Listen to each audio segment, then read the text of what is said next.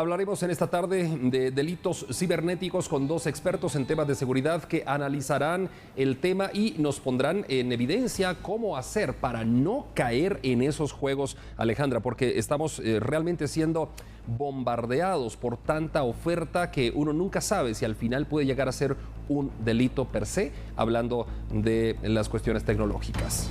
Así es, André, y de hecho nos acompaña Julio Talamonti y Julio Rivera Clavería para poder abordar este tema, pero antes presentamos la siguiente nota que ha preparado nuestra compañera Karen Juárez. Según datos estadísticos de las autoridades de gobernación, en los últimos tiempos han incrementado las violaciones a la privacidad o delitos cibernéticos. Sin embargo, al no contar con una ley que tipifique estas acciones, no pueden ser perseguidas. El cuarto viceministro de Gobernación, Aldo René Ordóñez, señaló que trabajan en una estrategia de ciberseguridad para evitar ataques cibernéticos, mientras en la legislación existe la tipificación como delito. Los delitos cibernéticos es algo que ha venido subiendo no solamente en Guatemala, sino a lo largo de todo el mundo. Es por eso que nosotros en el Ministerio de Gobernación estamos impulsando mucho el que podamos poner en práctica la Estrategia Nacional de Ciberseguridad, que nos permita incluso favorecer todos aquellos mecanismos para atender de forma adecuada los ataques en entorno cibernético. De hecho, hemos tenido acercamiento con gente del Congreso porque hay que reconocerlo, no tenemos una ley que tipifique el delito cibernético, y eso hace un poco complicado muchas veces el poder ejecutar o hacer que se ejecuten ciertas normativas cuando no existen. Entonces, se está trabajando en eso, se está trabajando en la implementación de la Estrategia Nacional de Ciberseguridad que manda o que nos invita a crear un Comité Nacional de Ciberseguridad. En eso estamos trabajando ahora y es la suma de varias instituciones que estaremos poniendo las fortalezas de cada uno para poder evitar todo esto. De acuerdo con las prácticas internacionales, los ciberdelitos se presentan en los siguientes casos. De acuerdo a las prácticas internacionales, el ataque que se le hace a menores, por ejemplo, el ataque que se hace por medio del entorno virtual, tener acceso a sus cuentas bancarias, el delito financiero cibernético.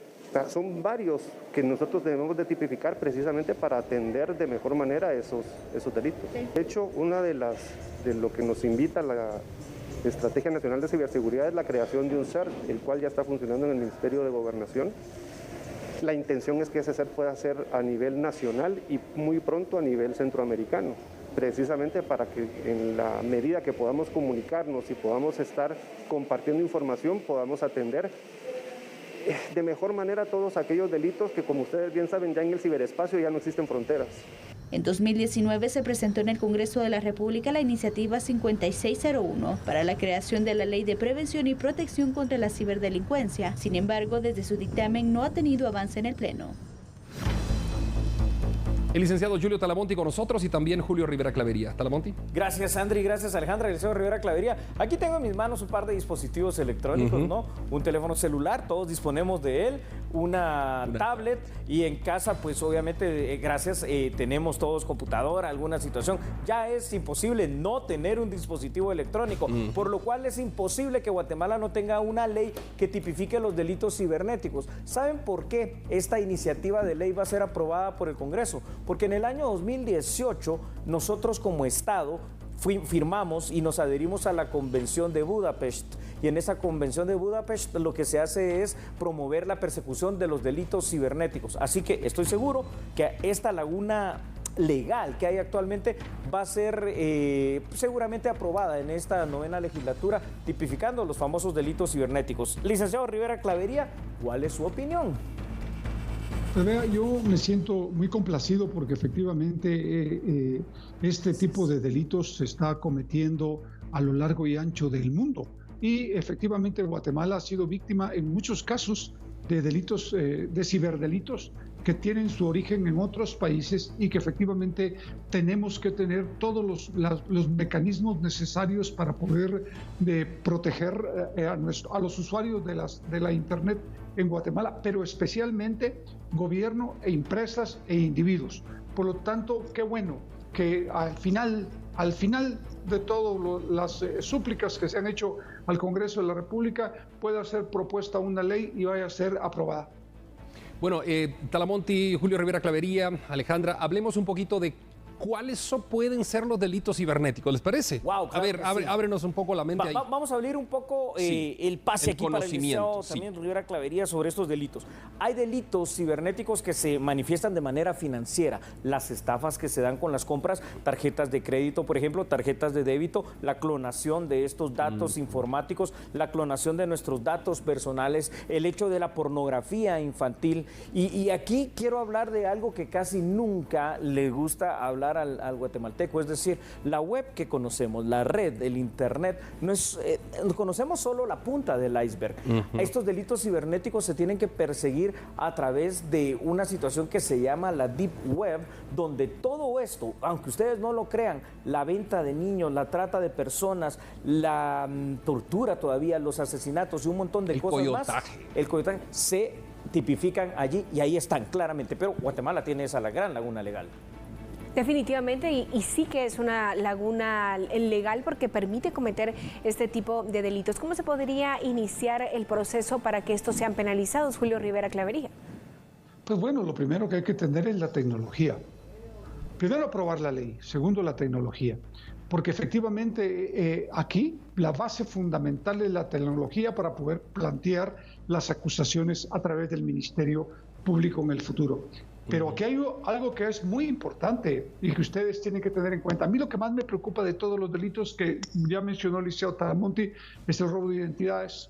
El robo de identidades es un delito con el que se puede cometer cualquier hecho delictivo en el mundo. En el mundo.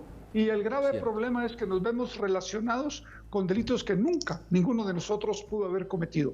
Y efectivamente, como muy bien lo plantea el licenciado Talamonti, la web. Red profunda. La web profunda. Así es. La web profunda es muy complicada de entenderla y por eso es que se necesitan equipos especializados de personas para trabajar en los órganos gubernamentales y poderles dar seguimiento a estos ciberdelincuentes. Si ustedes me permiten, ahora que el licenciado Rivera Clavería está tocando justamente esto, de perseguir a estos ciberdelincuentes de una manera muy adecuada y correcta, quisiera de una vez hacer un llamado de atención, no de regaños, no un llamado de atención a que se preste atención a esto en el Congreso de la República. ¿Y cuál es? Cuando se apruebe esta ley, que de una vez salga aprobado ese reglamento, porque una ley sin reglamento es una ley muerta, pero que por sobre todo indique el Congreso cuáles van a ser las fuentes de financiamiento, porque como bien dijo el licenciado Rivera Clavería, necesitamos equipos especializados de personas, tecnológicos, de equipos informáticos para poder perseguir a otros delincuentes que son ciberdelincuentes. De lo contrario, va a ser una ley que van a ser muerta. Talamonti, empiezo el círculo de preguntas contigo. ¿Esa ley necesitará una oficina? ¿Necesitará la sombría de un ministerio? ¿Necesitará crearse otro ministerio? ¿Cómo puede funcionar? Perdón. No. Y es que se están haciendo los esfuerzos. También el licenciado Rivera Clavería, en su calidad de viceministro, seguramente no lo pueda ampliar. Pero ya la DEIC tiene una oficina que específicamente da persecución e investigación hasta donde puede. Lo que pasa es de que no hay cómo tipificarlo. Y el Ministerio Público también lo está haciendo. Entonces, en todo caso, lo que se necesitaría es ampliar a los investigadores del DEIC, específicamente en la PNC, y obviamente probablemente ahí sí crear una nueva dependencia, una nueva fiscalía en el MP, delitos cibernéticos. Definitivamente, pero como usted lo mencionaba, Julio Talamonti, se necesitan recursos para poder iniciar todo este proceso y todas estas fases. ¿Podemos tener como ejemplo algunos países que ya lo tengan, que ya se implementen, que ya se penalicen estos delitos? ¿Licenciado Rivera Clavería? En casi todo Sudamérica, en Europa, en Estados Unidos, en todos lados del mundo. Guatemala ha sido uno de los países que ha estado mucho más retrasado en el tema de una ley de ciberdelitos. Y efectivamente, como muy bien lo planteó el licenciado Talamonti, la Policía Nacional Civil desde hace muchísimos años tiene un departamento de ciberdelitos, tiene la tecnología. Posiblemente hoy están mucho más adelantados porque reciben el apoyo y la ayuda de los norteamericanos, de la cooperación internacional, especialmente la europea, y creo que con eso se puede arrancar. Pero se necesitan desde luego recursos, por eso es que se está planteando un comité multidisciplinario de varios ministerios que permitan hacer los aportes necesarios para que sea más fácil la persecución de los ciberdelincuentes. Bueno, a manera de conclusión, Talamonte, ¿cuál sería las penas que pudiera incurrir alguien a la hora de ser obviamente aprobada la ley, ¿no?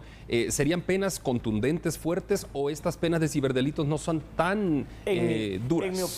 En mi opinión, porque son delitos contra el patrimonio, delitos contra en cuanto a la identidad, ¿no? Y la cuestión informática, delitos contra la vida y la integridad de las personas, como la trata de personas y la pornografía infantil. En mi criterio, las penas deberían de ser las más duras, de 25 a 50 años. No sé cómo lo verán, obviamente, los legisladores.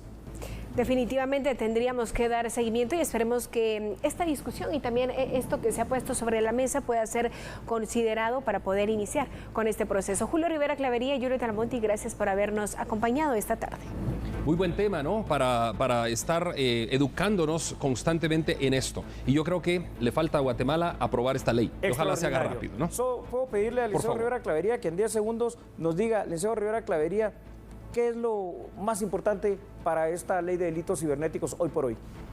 Que efectivamente tenga su propio reglamento, que los delitos sean penados con penas muy altas y que logremos en el corto plazo tener un equipo multidisciplinario que permita darle seguimiento a los ciberdelincuentes.